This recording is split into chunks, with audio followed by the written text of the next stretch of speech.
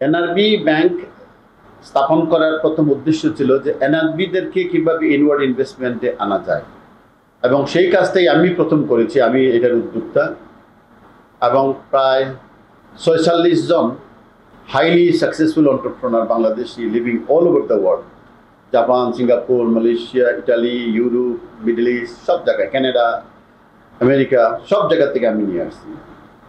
এবং এখন পর্যন্ত আলহামদুলিল্লাহ আমাদের এটাই নন রেসিডেন্ট বাংলাদেশি ব্যাংক, এবং এটার মধ্যে কোনো সন্দেহ নেই। We treat our self as a NRB foreign bank, এবং আমাদের সার্ভিসটাও ওই রকম, এবং আমাদের যে শেয়ার হোল্ডাররাও কিন্তু ফরেনারদের মতো established all over the world. এখন বিগত ১৫-১৬ বছরে যে ব্যাংকিং সেক্টরে যে ঘটনা ঘটেছে সেইটা তো বলা বাহুল্য, আমার বলার কিছু নাই। আমারও এটার জন্য ভুক্তভোগী, এবং আমি বলবো আমাদেরও অনেক টাকা ক্লাসিফাইড হয়েছে। তো আপনাদের মাধ্যমে আমি বলবো যে আমরা যাদের ক্লাসিফাইড হয়েছে তাদেরকে অনুরোধ করব যে আমরা অত্যন্ত নিরীহ পরিশ্রমী, ট্যাক্স পেইড মানি ফ্রম, এটা বাংলাদেশ সরকার কিন্তু এটা প্রপারলি পরীক্ষা নিরীক্ষা করে আমাদেরকে লাইসেন্স দিয়েছেন। তো আমাদের এই টাকাটা পরিশোধ করেন, আমাদেরকে নিজের পায়ে আবার দাঁড়াইতে দেন। আমরা আপনাদের ভাই ব্রাদার এবং ছেলে সন্তানের মতো। আমরা সাকসেসফুল হলে প্রবাসী NRB diaspora, Bangladeshi diaspora successful হবে, আরও আসবে, এবং তারা না আসলে কিন্তু ফরেন ইনভেস্টমেন্টে দেশে আসবে। এই ব্যাংকের উদ্যোক্তারা যে এইভাবে বাংলাদেশকে নিঃস্ব করে গেল, এবং একটি সরকার যে দেখলো, কিংবা তারাও সহযোগী ছিল এবং একই সাথে আমি বলবো যে বিএবির যে কার্যক্রম ইসলাম মজুমদারের নেতৃত্বে যেগুলো ঘটেছিল, আপনি একটি ব্যাংকের চেয়ারম্যান হিসেবে আপনি এই প্রসঙ্গে কি বলবেন? দেখেন, আমি তো প্রথমে অলমোস্ট তিন বছর ছিলাম চেয়ারম্যানের, আমি দায়িত্ব পালন করেছি, তারপরে তো আমি ছিলাম। আর জটিল যতগুলো কাজ হয়েছে ব্যাংকিং সেক্টরে এরপরে গত ৫-৭ বছরের মধ্যে হয়েছে। আমি বলবো টাকা রিটার্নের ব্যাপারে আপনি বলবেন রিপাট্রিয়েশন, এটা সরকার এবং সেন্ট্রাল ব্যাংক আমি জানি তারা ঠিক ওই রাস্তায় যাচ্ছে এই টাকাটা আনার জন্য।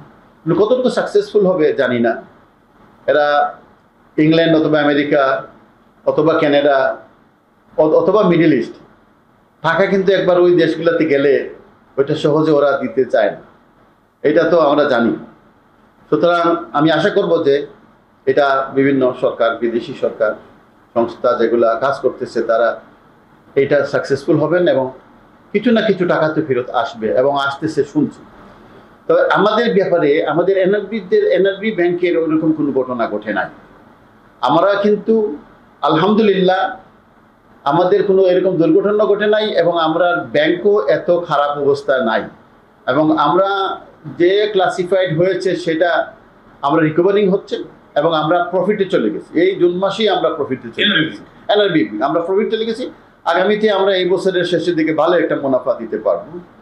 জানি না কতটুকু আমরা ডিভিডেন্ড শেয়ার হোল্ডার থেকে দিতে পারবো, বাট আমাদের ব্যাংক মুনাফার মধ্যে থাকবে, এবং আমরা এত সিরিয়াস না।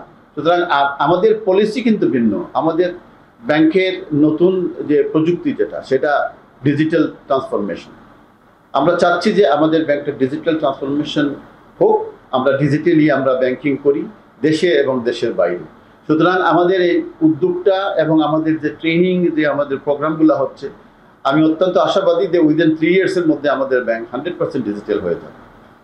বান্ডেল থাকলে প্রতি সেনমানিতে টাকা বাঁচবে। বিকাশ সেনমানি বান্ডেল কিনে জিতুন প্রতি লেনদেনে। ইসলামী ব্যাংকিং গুলো একসাথে হয়ে যাচ্ছে, মার্জারিং হচ্ছে, অনেক বন্দোবস্ত নতুন করে হচ্ছে। এ ব্যাপারে আপনি একজন অভিজ্ঞ ব্যবসায়ী নেতা এবং প্রবাসী বিজনেসম্যান হিসেবে এবং ব্যাংকের চেয়ারম্যান হিসেবে একটু যারা মার্চ হচ্ছে তারা তো তাদের they have loss capital, major capital তারা দে হ্যাভ লস। সুতরাং তারা মার্চ না হওয়ার কোনো রাস্তা নাই। আমাদের ওই পরিস্থিতি এখনো আসে নাই, মার্চ হওয়ার পরিস্থিতি আসে নাই। আর আমাদের এখানে যারা আমাদের উপদেষ্টা মণ্ডলী যারা আছেন, আমাদের ইন্ডিপেন্ডেন্ট ডাইরেক্টররা যারা আছেন, এরা অত্যন্ত দক্ষ এবং অত্যন্ত জ্ঞানী এবং অত্যন্ত সিরিয়াস। সুতরাং আমি আশাবাদী যে আমাদের ব্যাংক উইল টার্ন অ্যারাউন্ড। আমাদের bank, NRB bank must turn around, এখানে কোনো আর বিকল্প নাই। এবং আমরা আমাদের দৃঢ় বিশ্বাস, আমাদের ম্যানেজমেন্টও আমাদেরকে খুব সাপোর্ট করতেছে, এবং আমরাও ম্যানেজমেন্টকে তো এরকম ট্রেনিং দিচ্ছি যে আমরা বিশেষ করে আমরা স্মল অ্যান্ড মিডিয়ামের উপর ফোকাস দিচ্ছি। আমাদের কয়েকটা কারণ হলো, স্মল অ্যান্ড মিডিয়ামকে ফোকাস দেওয়া মানে হলো creating a business leader in our communities.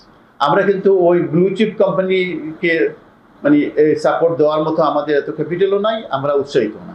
সুতরাং আমরা স্মল অ্যান্ড মিডিয়ামের মধ্যে থাকবো, আর মিডিয়াম সাইজ কোম্পানিকে আমরা লোয়াল কাস্টমার বানিয়ে আমরা ওদেরকে কমিউনিটিতে একটা business leader, creating entrepreneur in the society, ওইভাবেই আমরা চিন্তা ভাবনা করতেছি।